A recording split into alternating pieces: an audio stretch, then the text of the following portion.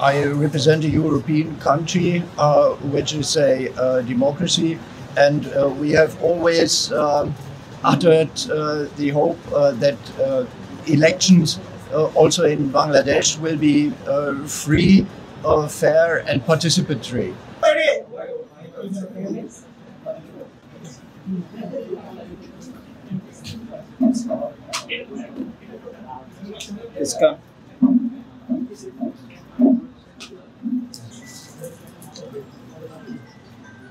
প্রিয় সাংবাদিক বন্ধুগণ,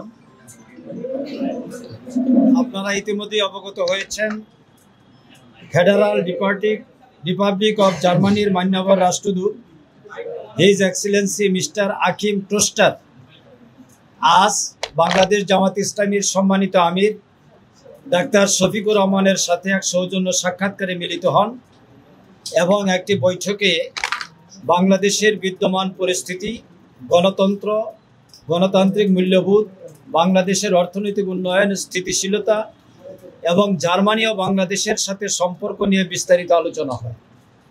আমিরে জামাত ডাক্তার শফিকুর রহমান 5টি পয়েন্টে বাংলাদেশ জামাত ইসলামী কাজ করে যাচ্ছে মর্মে উল্লেখ করেন।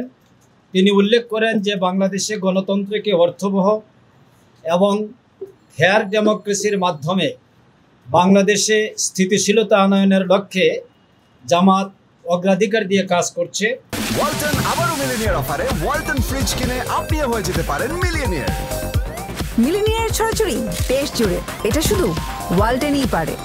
দেশে ন্যায় এবং ইনসাফ ভিত্তিক সমাজ প্রতিষ্ঠার জন্য জামাতের ভূমিকা সম্পর্কে তিনি তুলে ধরেন।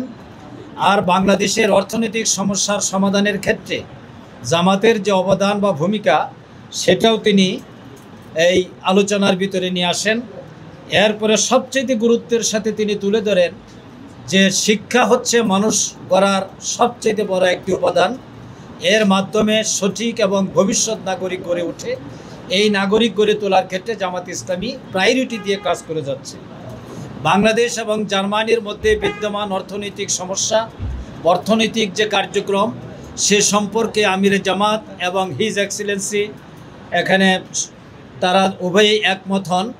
বাংলাদেশ থেকে গার্মেন্টস রপ্তানি এবং জার্মান থেকে বাংলাদেশে যে মেডিকেল ইকুইপমেন্ট আসছে, তার মাধ্যমে দুই দেশের অর্থনৈতিক উন্নয়ন অগ্রগতি ব্যাপক ব্যাপ্তি লাভ করেছে। ভবিষ্যতে এটা আরও অব্যাহত থাকবে বলে আশাবাদ ব্যক্ত করা হয়। আমাদের উভয়ের আলোচনাটি আমিরে জামাতের নেতৃত্বে মিস্টার এক্সেলেন্সির আলোচনা অত্যন্ত সৌহার্দ্যপূর্ণ পরিবেশে সম্পন্ন হয়। আগামী দিনে বাংলাদেশ উভয় দেশের মধ্যে সম্পর্ক উন্নয়নে আরও গুরুত্বপূর্ণ ভূমিকা পালন করবেন বলে আশাবাদ ব্যক্ত করা হয়। আমিরে জামাতের সাথে উপস্থিত ছিলেন মজলুম জননেতা, সদ্য কারামুক্ত জনাব এটিএম আজহারুল ইসলাম, আর আমি মতিউর রহমান আকন্দ উপস্থিত ছিলেন। এখন আমি রিকোয়েস্ট করব honourable ambassador his excellency mister Achim Troster to speak something before the journalist. First of all, let me express my gratitude and my thanks for the extremely warm and friendly reception that I have got here by His Excellency the Oman and his collaborator. And it was an occasion for me not only to exchange very profoundly and very seriously or meanings and points of view, but also a bit sad occasion to say farewell.